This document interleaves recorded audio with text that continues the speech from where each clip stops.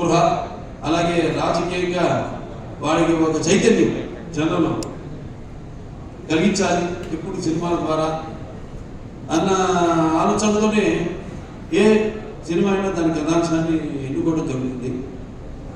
అలా అంటే సెంటిమెంట్స్ కావచ్చు, వేరు సుమారంటే సినిమాలంటే సెంటిమెంట్ కావచ్చు, లేకపోతే మన రిలీజ్ అయిన నెల కూడా భగవంత్ కేసరి కావచ్చు, మహిళలు ఈ సినిమాలో మహిళలకు ఇచ్చిన సందేశం,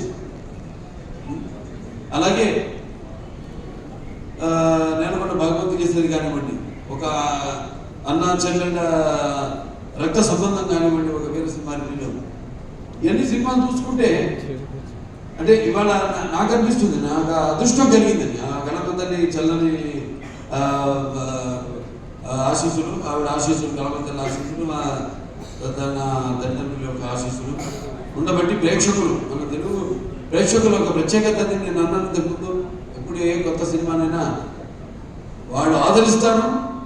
సో మనం ఎప్పుడు దానికంటే ఒక ముందాలోచించాలి.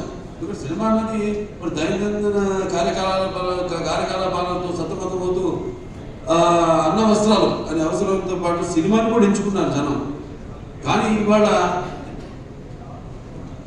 ఎన్ని తక్కువ రోజులన్నీ ఎంత ఎక్కువ ఖర్చు చేసింది అని ఒక ఇదే తప్పితే అసలు ఇట్లాంటి అంటే మన చలనచిత్ర పరిశ్రమ కొన్ని సినిమాలు చేస్తాయిగా మిగిలిపోయి, అప్పుడు నాన్నగారి నాగేశ్వరరావు కాలం నుంచి మనం చూసుకుంటే ఓ పాతాళం కానీ, ఒక దేవదాస్ కానీ, మాయాబజార్ ఇలా అలా నిలిచిపోయిన సినిమాల్లో చెప్పుకోద్ద సినిమాను ఇది లెజెండ్.